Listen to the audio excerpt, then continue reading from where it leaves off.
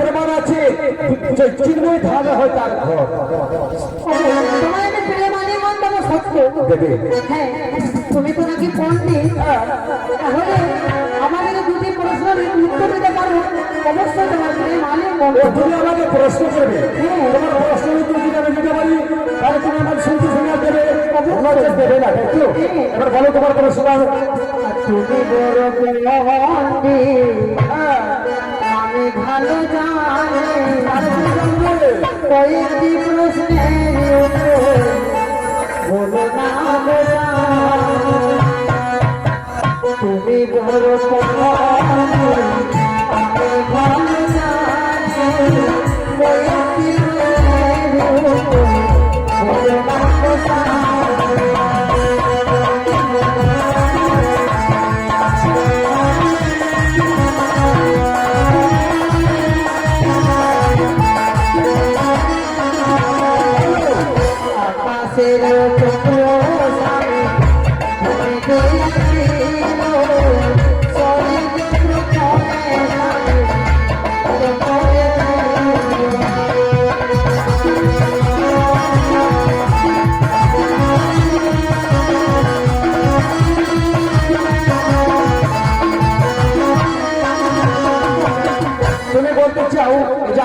চাঁদ কবে ভূমিতে এসেছিল আর কার বিয়েতে নৃত্য করেছিল, এটা তোমার প্রশ্ন। হ্যাঁ মনে পড়ে, তাহলে শুনো। ত্রেতা যুগে প্রভু রামচন্দ্র যখন বিয়ে হয়, প্রথমে একটা কথা বলি, নানা কবি নানা মত নানা পরিধান, জানি না কোন কবি কেমন লিখেছে, আমার গুরুদেব যা আমাকে দিয়েছে সেটাই আপনাদের সম্মুখে তুলে ধরবো। যদি শাস্ত্রের মাধ্যমে কোনো যদি ভুল হয়নি সন্তান বলে ক্ষমা করবেন। ত্রেতা যুগে প্রভু রামচন্দ্র যখন বিয়ে হয়, সকল দেবদেবী বিয়ে এসেছিলেন। ভগবানের বিয়ে কে না যায়, সকল দেবদেবী যখন এসেছিলেন মিথিলায় অর্থাৎ জনকপুরে, জনকরাজের ঘরে সব দেবদেবী এসেছিলেন। চন্দ্র মহারাজ হঠাৎ জানতে পারলেন ভগবানের বিয়ে, আজকে আমি যাব না। সেদিন চন্দ্র মহারাজ নর্তকী ভেষ ধারণ করে ভগবানের বিয়েতে এসে নৃত্য করেছিল। বিয়ে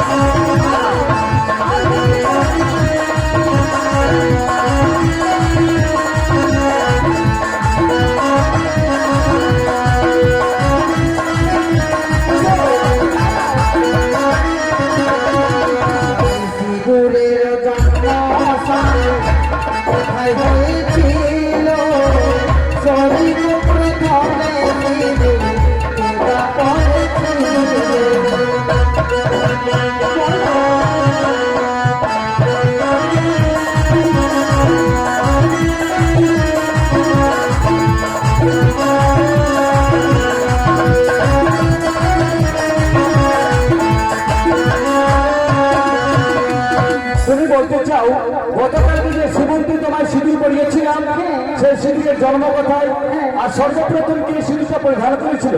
তাহলে শোনো, কথায় বলেছে কি জানো, একটা পুরাণে প্রমাণ করেছে, শিব পুরাণে প্রমাণ করেছে শিবের উরু থেকে জন্ম। কিভাবে? আত্মাশক্তি মহামায়া যখন 108 বার রূপ ধারণ করেছিল, 108 বার দেহ ত্যাগ করেছিল, দেবাদেব মহাদেব ধ্যানে মগ্ন ছিলেন। তার উরু, ডান দিকের উরু পচে পচে গলে গলে সেখান থেকে সিঁদুরের জন্ম হয়েছিল। আরেকটা বিষ্ণু পুরাণে প্রমাণ করেছে শঙ্খচূড়ের মুখ থেকে সিঁদুরের জন্য। শঙ্খচূড়টাকে আমাদের অঙ্গনে যে আছে তুলসী মহারানী, তার স্বামীর নাম হচ্ছে শঙ্খচূড়। তাকে নারায়ণ বধ করেছিল ইন্দ্ররূপে, তার মুখ থেকে সিঁদুর বেরিয়ে, তার মুখ থেকে যত রক্ত বেরিয়েছিল সিঁদুরের জন্য।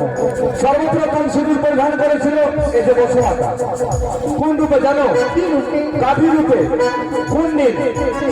কালী পূজাতে আমাদের ঘরে যে কালী পূজা হয়, কালী পুজোর শেষের দিনটা আমরা গাভী পুজো করি, অর্থাৎ গরু পূজা করি।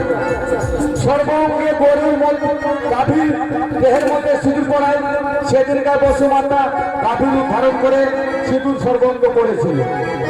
বছরের মুখে সিঁদুর হয়েছিল, বসুমাতা গাভীর রূপে সিঁদুর পড়েছিল।